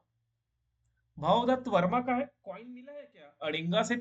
कितना 31 कॉइन मिले अड़िंगा से? 31 था कि 32 था? 29 जो है वरारा जी का है। फिर एक वह भावदत्त वर्मन 32 है सर। 32 है ना? हाँ 32, टोटल 33 था। 32 है शायद, नहीं सर, टोटल 33 था सर। 33 है। 29 जो है भावदत्त 33 लग रहा है सर। हाँ ओके, देखते हैं, चेक देख लेंगे। 29 जो है वो वराराज का था, एक भावदत्त वर्मन का था और 2 अर्थपति भट्टारक के थे ना। याद आ रहा है? नहीं याद आ रहा है? नहीं याद आ रहा है तो मेहनत करिए, सिंपल से बोल रहा हूँ, नहीं याद आ रहा मेरे को। यस सर, हाँ भागवत सर। का एक था। और अर्थपति का 2 था। अब इसमें मेरे को हमेशा कंफ्यूज होना होता था कि यस सर। एक किसका था। अर्थपति का एक था कि भावदत्त वर्मन का एक था। 29 तो समझ में आ गया था, वराराज का है, रियल फाउंडर ऑफ नल वंश। तो मैं इसको ऐसे याद किया था, अर्थपति। अर्थ का मतलब हिंदी संस्कृत में अर्थ का अर्थ होता है, अर्थ का मीनिंग एक है ना संस्कृत में। अर्थ का मतलब होता है मनी, इकोनॉमिक से जोड़ता है। तो जिसके पास इकोनॉमिक से जुड़ा उसके पास ज्यादा कॉइन होगा, तो उसके 2 कॉइन मिले और भावदत्त वर्मा के 1 कॉइन मिले। चलिए, तो ये समझ में आ गया ना। भावदत्त वर्मा जो है नल वंश है, शरभपुरी। प्रसन्न मात्र की राजधानी किसी को याद है क्या?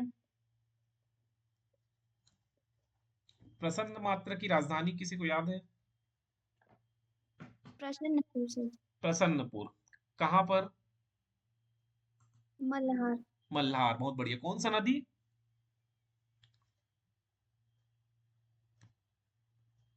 सर नीलीला नदी है। नीडिला नदी। वर्तमान नाम?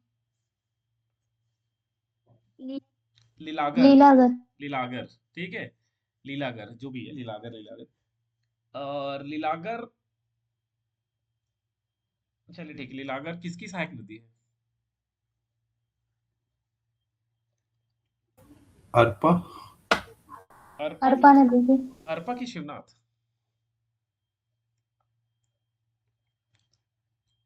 मुझे शिवनाथ याद आ रहा है, एक बार चेक करना पड़ेगा।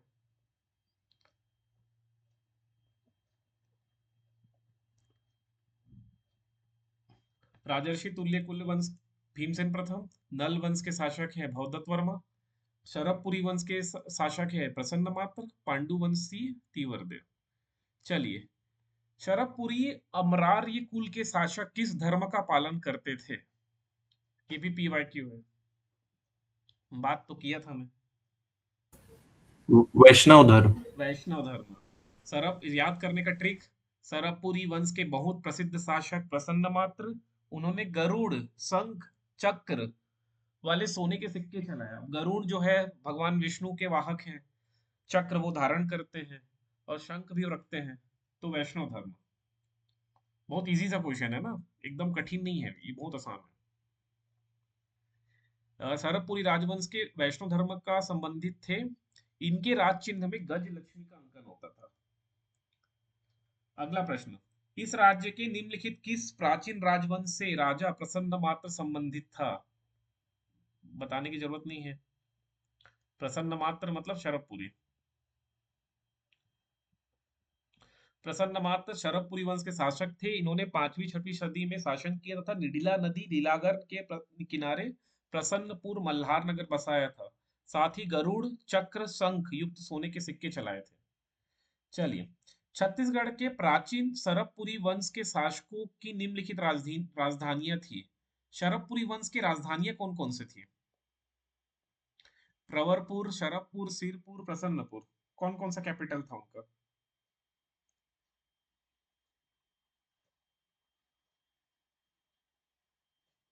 सर सिरपुर नहीं था, बाकी सब था। सिरपुर नहीं था ना? नहीं, सिरपुर तो मुझे याद आ रहा है। प्रवर राज का तो सिरपुर था ना? सर ये दो मेरे को भी याद आ रहा है। प्रवरपुर सिरपुर था, सिरपुर। ये मुझे नहीं है लग रहा है। और ये प्रसन्न मात्र भी होगा, सब प्रसन्न मात्र नाम हाँ, से प्रसन्नपुर भी होगा, ये प्रसन्नपुर नहीं था। होगा। प्रवर जो राज है ना, प्रवर राज प्रथम या द्वितीय, उनकी राजधानी थी सिरपुर। याद करो, मल्हार राजधानी थी, सिरपुर है, और शरबपुर या शरब, देखते हैं आंसर क्या है।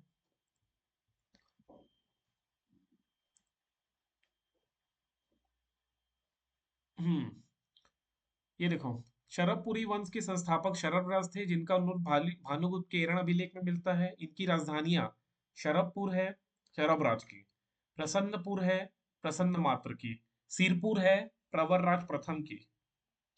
और प्रवरराज प्रथम कौन इंद्रबल को सर्वाधिकारी कर्ता नियुक्त करता है? याद आ रहा है किसी को? सुदेवराज थे क्या? महासुदेवराज, किसी को याद है? Yes sir, yes sir. Mahasudevaraja थे सुदेव ना? राज था। महासुदेवराज ने इंद्रबल को सर्वाधिकारीकर्ता नियुक्त करता है, और वही इंद्रबल प्रवरराज द्वितीय की हत्या करके इस वंश को खत्म करता है। शरबपुरी ताम्रपत्र पर क्या नहीं मिलता था? किसी को याद है? बहुत कम रिस्पॉन्स, बहुत कम है, बहुत कम रिस्पॉन्स है। मतलब आप लोग पढ़ नहीं रहे हो, मेरे को समझ में आ रहा है।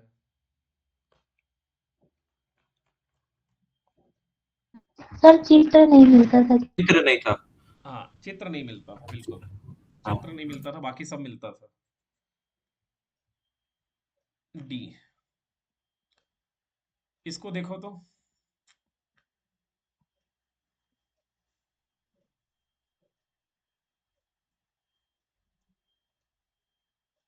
सर ऑप्शंस दिखाइए ना। अच्छा ऑप्शन, हाँ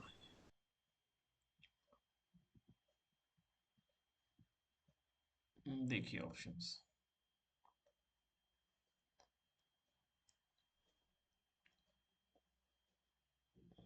सी सी, ऑप्शन। अच्छा, भावदत्त वर्मा, फिर प्रसन्न मात्र, सी, ठीक है, सी सही है, यस सर। सी सही है।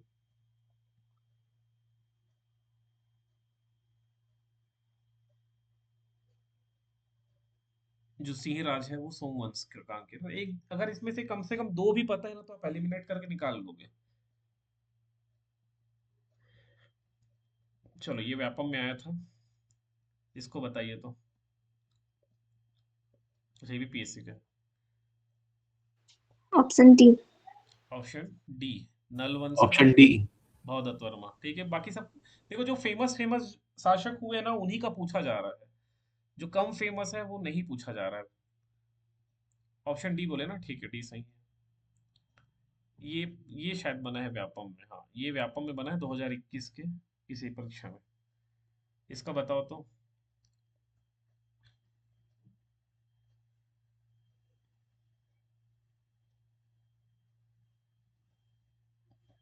Option B. Option B. Option A की B? B B B A sir, मैं ही बोल रहा हूँ। बॉम्बे प्रवर वाला राज बी। प्रथम राजश्री तुल्य नहीं नहीं, प्रवर प्रथम नहीं शरभपुरी का गलत है। है वो। विलास तुंग जो हाँ है वो सरपूरी का सर, वो नल मैं वंश का है। भीमसेन जो है राजर्षि तुल्य कुल का है, और हर्षवर्धन पांडु वंश का है। विलास तुंग के बारे में कोई जानकारी किसी के पास है? कोई बहुत प्रसिद्ध शासक है। जी सर, इन्होंने राजीव लोचन मंदिर का निर्माण राजीव किया लोचन था। मंदिर का निर्माण किया था। राजीव लोचन मंदिर में कौन से भगवान है? शिव भगवान है, विष्णु भगवान है, किनकी मूर्ति है? विष्णु जी की। हाँ, विष्णु भगवान की मूर्ति है ना। ठीक है। और विलास तुंग का एक अभिलेख है, शिलालेख या अभिलेख, बहुत प्रसिद्ध शिलालेख अभिलेख, किसी को पता सर है? राजीव शिलालेख ही है सर। शिलालेख, बिल्कुल राजीव शिलालेख। 5वीं 6वीं शताब्दी में निर्मित देवरानी जेठानी मंदिर स्थित है। कहाँ पर है देवरानी जेठानी की मंदिर? सिरपुर, रामगढ़, तालागांव, कवर्धा? सर तालागांव में। तालागांव। तालागांव कौन से जिले में आता है? सर कवर्धा। नहीं नहीं, तालागांव नहीं कवर्धा। कवर्धा नहीं सर। हाँ, सर एग्जैक्ट जिला याद नहीं आ रहा है, पर तालागांव में है ये मंदिर। बिलास बिलासपुर। बिलासपुर। तालागांव बिलासपुर में कौन सी नदी के किनारे तालागांव है? मनियारी। मनियारी नदी। मनियारी किसकी सहायक नदी है? मनियारी शिवनाथ की। शिवनाथ की। और जो लीलागर है ना, वो भी शिवनाथ की सहायक है, याद रखना। लीलागर भी शिवनाथ है, अर्पा नहीं है। और छत्तीसगढ़ की सबसे प्राचीन मंदिर कौन सा है? देवरानी जेठानी मंदिर। देवरानी जेठानी मंदिर, तालागांव। और सबसे प्राचीन मूर्ति? चतुर्भुजीय विष्णु जी की मूर्ति। हाँ, कहाँ पर है? याद मल्हार। नहीं आ रहा है सर। मल्हार, मल्हार। मल्हार। जी जी जी। मल्हार। तो मनियारी नदी के तट पर स्थित है देवरानी जेठानी मंदिर। अमेरी कापा गांव बेलताला गांव में है। यहाँ रुद्र शिव की प्रतिमा है, जिसका निर्माण 11 जीवों की आकृतियों से किया गया है। देवरानी जेठानी मंदिर भगवान शिव को समर्पित है। देवरानी जेठानी मंदिर 5वीं 6वीं शताब्दी शरभपुरी रानियों द्वारा बनाया गया था। शरभपुरी रानियों द्वारा बनाया गया था। यह छत्तीसगढ़ में सबसे प्राचीन मंदिर है, जो नागर शैली लाल ईंट में निर्मित गुप्तकालीन मंदिर है। एक प्रश्न है, तो आप लोगों को पता चली गया देवरानी जेठानी मंदिर इनमें से किस भगवान को समर्पित है? तो भगवान शिव। ये देखो पूछा गया कई बार। छत्तीसगढ़ का सबसे पुराना मंदिर कौन सा है? तो देवरानी जेठानी मंदिर, ये भी समझ में आ गया। ताला गांव के संबंध में निम्न में से कौन सा कथन सही है? तो यह मनियारी के तट पे बसा है, यहाँ देवरानी जेठानी का मंदिर स्थित है, यहाँ अद्भुत रुद्र शिव की प्रतिमा प्राप्त हुई थी। उपयुक्त सभी। तो उपयुक्त सभी सीजी व्यापम में पूछा गया है। समझ में आ गया, इस तरह के प्रश्न बने हैं। फिर डिडनेश्वरी मंदिर पूजित मंदिर निम्न में से किस स्थल पे? डिडनेश्वरी जो मल्हार पे है ना, मल्हार। मल्हार लीलागार नदी के तट पर बिलासपुर जिले में स्थित एक प्राचीन एवं धार्मिक पर्यटन नगरी है, जिसे प्राचीन काल में प्रसन्नपुर के नाम से जाना जाता था। यहाँ डिडनेश्वरी माता का मंदिर, पतालेश्वर मंदिर, चतुर्भुजी विष्णु जी की प्रतिमा स्थित है। माँ डिडनेश्वरी की शुद्ध काले ग्रेनाइट से बनी प्रतिमा से अनोखी ध्वनि निकलती है। पतालेश्वर मंदिर छत्तीसगढ़ में किस जिले में है? तो ये समझ में आ गया अभी, पतालेश्वर मंदिर बिलासपुर में है। मल्हार के लिए निम्नलिखित तथ्यों पर विचार कीजिए। बताइए तो कौन सा सही है?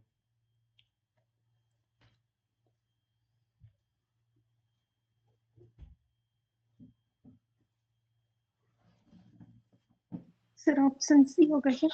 Option C. और बाकी लोग को क्या लग रहा है? सर सी ही लग रहा है। सी ही है।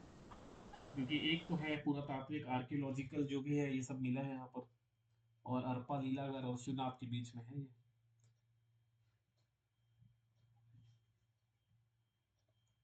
ये सीजी व्यापक में पूछा गया ना, ये पीएससी में नहीं पूछा गया है एक प्रश्न को, बट है सरल, सरल तो है।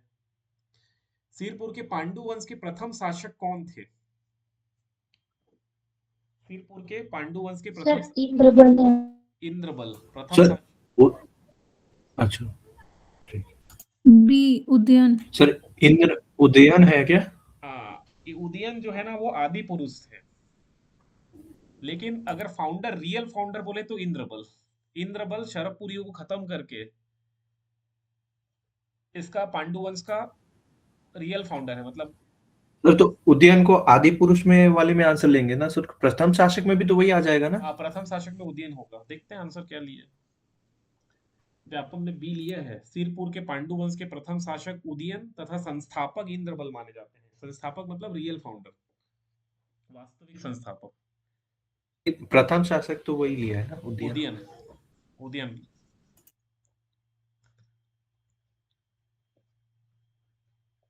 अच्छा, ये तो आंसर दिख गया आप लोग को। प्रसिद्ध लक्ष्मण मंदिर कहाँ स्थित है? कहाँ पर स्थित है? एक सेकंड रुकिए, मैं सिरपुर महासमुंद।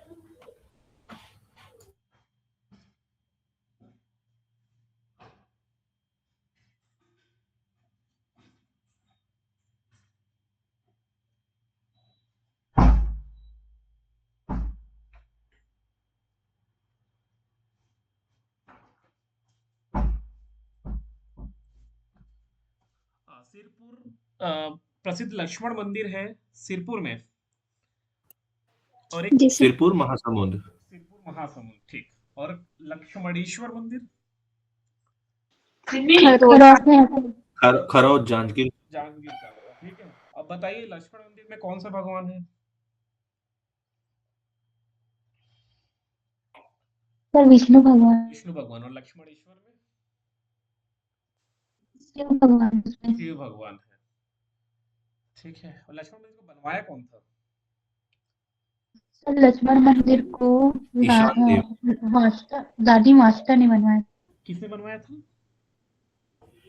रानी ईशान देव है क्या? मास्टर देवी। हाँ, वास्ता। अच्छा। ईशान देव वो है लक्ष्मणेश्वर वाला। अच्छा ठीक। लक्ष्मणेश्वर मंदिर पहले बना, लक्ष्मण मंदिर बाद में बना, ठीक है। रानी वास्ता। और किनकी रानी थी वो? हर्षदेव।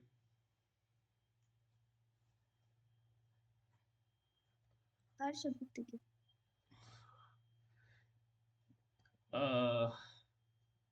हर्षगुप्त, सॉरी, हर्षदेव नहीं, हर्षगुप्त। प्राचीन छत्तीसगढ़ के पांडु वंश के निम्नलिखित शासक ने मोखरी राजकुमारी वास्ता से विवाह किया था, तो वो हर्षगुप्त है ना। हर्षगुप्त।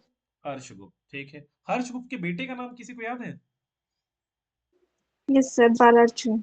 बालार्जुन। महाशिवगुप्त बालार्जुन। महाशिवगुप्त बालार्जुन, ठीक है। चलो, याद तो है।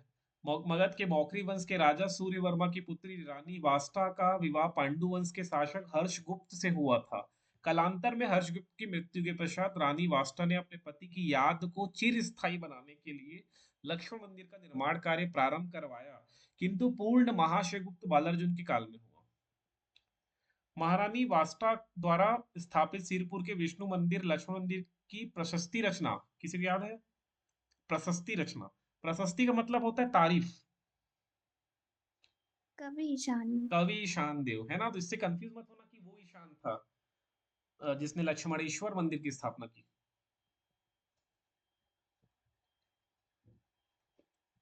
चलो, ये याद है।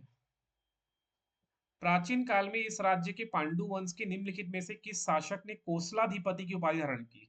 कोसलाधिपति। सर तीवर देव ने। तीवर देव का एक और था क्या? सकल कोसलाधिपति, ठीक है। यस सर, सकल को। ये व्यापम में पूछा गया है ना, 2016 में पूछा गया है। अब 26 लग जाएगा तो आज से 10 साल पहले, ये 10 साल पहले का लेवल है ना, 10 साल पहले का लेवल है। अब अभी 2026 का लेवल अलग रहेगा। सिरपुर के पांडु वंश के महाशिवगुप्त बालार्जुन का धर्म क्या था? एनीवन? सर बौद्ध धर्म। बौद्ध धर्म नहीं, वो थे सर नहीं, वो फॉलोवर शैव शिव धर्म के थे। हाँ, फॉलोवर जो थे वो शैव धर्म, आंसर सी होगा। बट वो सब धर्म को मानते थे, बौद्ध धर्म, वैष्णव धर्म, जैन धर्म, शैव धर्म, सबको उनके राज्य, उनके कार्यकाल के दौरान ये सारे धर्म को आजादी थी। सारे धर्म अपना स्वतंत्र रूप से अपना प्रचार प्रसार कर सकते थे, लेकिन वो फॉलोवर थे शैव के। लेकिन पांडु वंश के जो पूर्वज हैं, मतलब बालार्जुन के जो पूर्वज हैं, वो वैष्णव धर्म के थे। ठीक है, एबीसीजी व्यापम 2017 में पूछा गया है। सिरपुर के पांडु वंश के अधिकांश शासक वैष्णव धर्म के अनुयायी थे, किंतु महाशिवगुप्त बालार्जुन शैव धर्म के अनुयायी थे।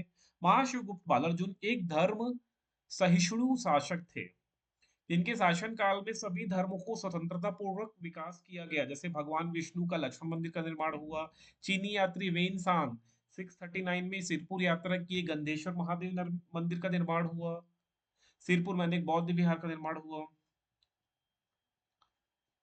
विदेशी यात्री का नाम बताइए जो 7वीं शताब्दी में छत्तीसगढ़ आए थे। फायान टॉलमी अल मसूदी, सर वेनसांग। ये आखिरी वाले डी, वेनसांग। वेनसांग ना, जेंगजांग भी बोलते हैं इंग्लिश में, इनको याद रखना। जेंगजांग, XANG ऐसे करके स्पेलिंग है, XANG। तो कंफ्यूज मत होना जेंगजांग क्या है करके, वही है, वेनसांग को ही जेंगजांग भी लिखते हैं इंग्लिश में। डी ऑप्शन है। सो चीनी यात्री वेनसांग ने, ये याद रख लेना, 639 AD, 7th सेंचुरी में वो आए थे छत्तीसगढ़। इनकी किताब का नाम सीयूकी, और छत्तीसगढ़ को कियास्लो, कोसल नहीं बोल पाया तो कियास्लो लिख के चला गया वो।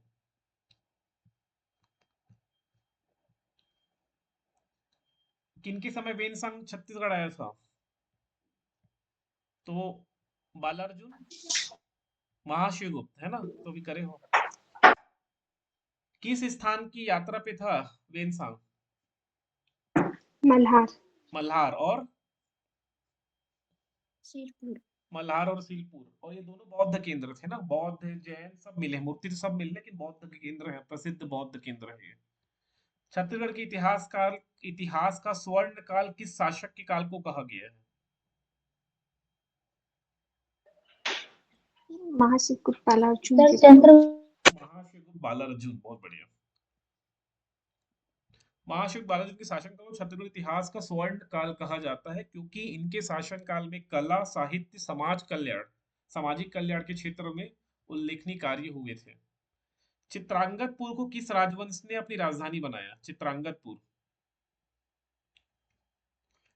पहले तो यही प्रश्न है कि चित्रांगतपुर किसको बोलते हैं, वर्तमान में किसको बोलते हैं? सिरपुर को। सिरपुर। सिरपुर। तो किस वंश ने सिरपुर को अपनी राजधानी बनाई थी? पांडु पांडु वंश, पांडु बिल्कुल, पांडु वंश।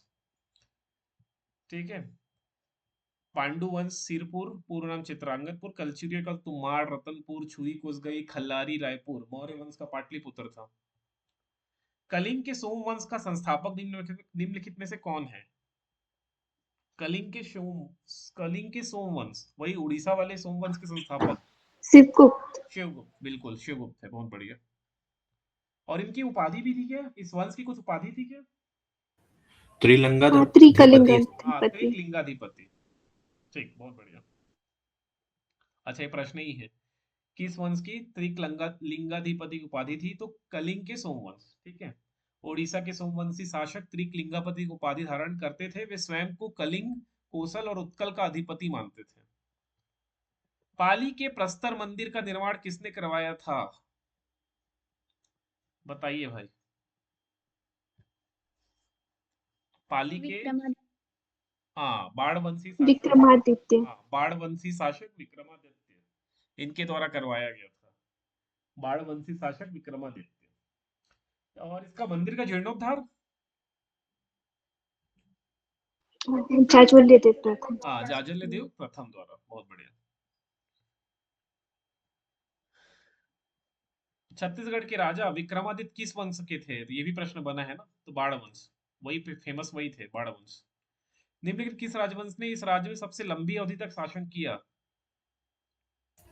कलचुरी। कलचुरी, बहुत बढ़िया। कलचुरी में 1000 से 1000 ईस्वी में छत्तीसगढ़ में आए, और कब तक थे?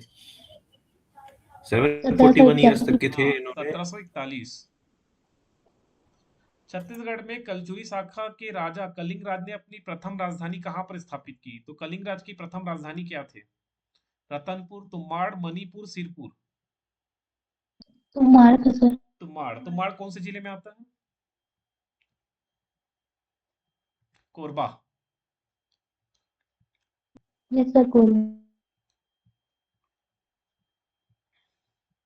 निम्नलिखित में से किसने चतुरगढ़ के किले का निर्माण करवाया था? चतुरगढ़ के किले का निर्माण कलचुरी शासक हैं। अब ये क्वेश्चन इतना इजी सर है। ये सी डी। सर पृथ्वीदेव प्रथम है सर। हाँ, पृथ्वीदेव प्रथम, क्योंकि बी सी डी तो कलचुरी के राजा ही नहीं है। ना विक्रमादित्य है, ना चतुर्देव है, ना सोमेश्वर देवनाथ है। तो ए, मतलब ये इजी क्वेश्चन है। क्यों इजी क्वेश्चन है? क्योंकि बी सी डी तो कलचुरी राजा ही नहीं है। इतना दिमाग में रखो, चतुरगढ़ के किले ये सब कलचुरी वाले हैं। ठीक।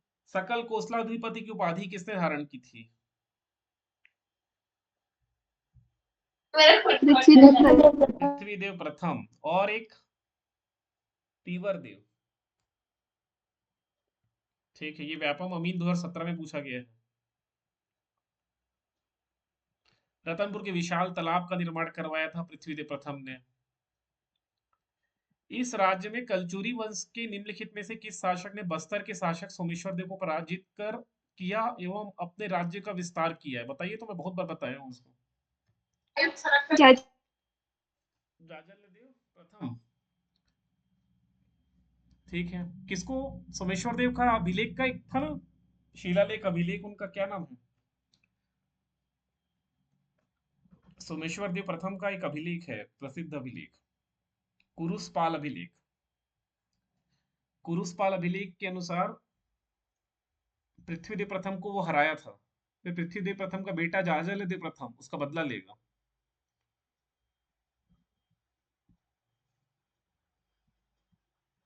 ठीक है, चलिए आज इतना ही करते हैं, फिर कल मॉर्निंग में मिलते हैं, कल पढ़ेंगे। अब अपने आप को खुद रेटिंग दो आप लोग कि कितना नंबर आपका आ रहा है।